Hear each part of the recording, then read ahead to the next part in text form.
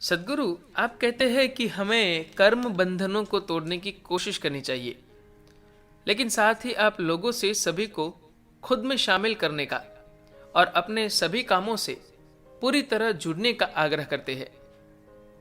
तो ये दोनों चीजें एक साथ कैसे हो सकती है? कृपया समझाए, कर्म का मतलब क्या है? सदगुरु कहते हैं, नमस्कारम कंगना, ये दो चीजें आपको एक दूसरे से विपरीत कैसे लग रही है? कर्म का मतलब उन सभी चीजों की बची हुई याददाश्त है जो हम शारीरिक रूप से, मानसिक रूप से, भावनात्मक रूप से और ऊर्जा के स्तर पर करते हैं। या दूसरे शब्दों में, यह एक खास सॉफ्टवेयर है जिसे आप अचेतन होकर बनाते हैं। यह एक खास मात्रा में याददाश्त है जो अलग अलग स्तरों पर आपके जीवन को कंट्रोल करती है।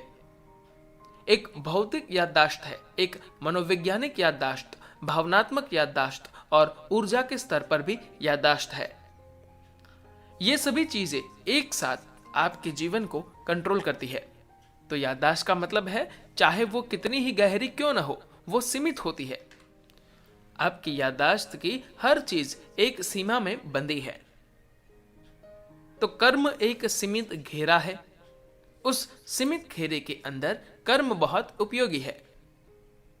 यह कई चीजों को सुविधाजनक बनाता है। यह आपको कॉफी ऑटोमेटिक बनाता है, जिससे आप बहुत सी चीजों को आसानी से प्रतिक्रिया दे सके। लेकिन जब आप विस्तार करना चाहते हैं तो सीमा एक समस्या है। अगर आप बस घर के आसपास सीमा का घेरा बनाते हैं और आप विस्तार करना चाहते हैं तो बहुत आसान होगा। आपको बस बाहर जाना होगा। मान लीजिए आपके अस्तित्व को ही कुछ खतरा है, आपके जीवन को खतरा है, और आपने अपने चारों ओर किले की तरह एक मोटी दीवार बना ली। अब खतरा होने पर आप सुरक्षित महसूस करते हैं, लेकिन मान लीजिए आपके जीवन में किसी तरह का कोई खतरा नहीं है, तो आप स्वाभाविक रूप से विस्तार करना चाहेंगे। और जब आप विस्तार करना चाहते हैं तो इस विशाल दीवार को हिलाना और अपनी सीमा का विस्तार करना बहुत मुश्किल हो जाता है। शायद आप विस्तार ही नहीं करेंगे, क्योंकि वो दीवार उस दीवार को दूसरी जगह कैसे ले जाए। इसी तरह कर्म या कार्मिक याददाश्त एक खास दीवार है जिसे आपने खड़ा किया है।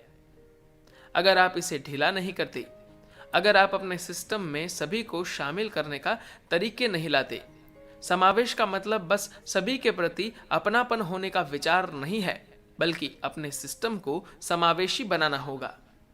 सिस्टम में शामिल करने का अर्थ है, फिलहाल हम यहाँ जंगल में बैठे हैं, जो सांस ये पेड़ छोड़ रहा है मैं अपने अंदर ले रहा हूँ, और जो सांस मैं छोड़ रहा हूँ ये पेड़ अपने अंदर ले रहे हैं। मैं पेड़ की बात नहीं करूंगा, लेकिन अधिकांश इंसान शायद इस बात से अनजान है कि ये लेन देन चल रहा है। अगर हम जानते कि ये लेन देन चल रहा है तो बस यहां बैठकर सांस लेने का अनुभव बहुत शानदार और आनंद से भरा होता। लेकिन अगर आप अचेतन है, तब भी आप उस ऑक्सीजन द्वारा पोषित तो हो रहे हैं जो पेड़ बाहर छोड़ रहा है, पर आपको इस लेन देन का अनुभव नहीं हो रहा। तो ये कर्मों को कैसे तोड़े? तो शामिल करने का मतलब ये नहीं है कि आपको कुछ अलग करना है। आप बस अस्तित्व की प्रकृति के बारे में जागरूक हो जाते हैं, क्योंकि अस्तित्व पूर्ण रूप से शामिल करता है। पेड़ के साथ जो होता है वो आपके साथ भी होता है। मिट्टी के साथ जो होता है वो आपके साथ भी होता है। आप जिसे खुद के रूप में जानते हैं वो वास्तव में सिर्फ वो मिट्टी है जिस पर आप चल रहे हैं। तो शामिल करना कोई काम नहीं है जो आपको करना है। शामिल करना अस्तित्व की प्रकृति है। आपको बस इसके बारे में सचेत होना है। कर्म आपके व्यक्तिगत अस्तित्व की प्रकृति है। आपको बस अपनी कार्मिक सीमाओं के बंधनों के प्रति सचेत होना होगा। अगर यह जागरूकता आती है तो बाकी का काम जीवन खुद कर लेता है। धन्यवाद।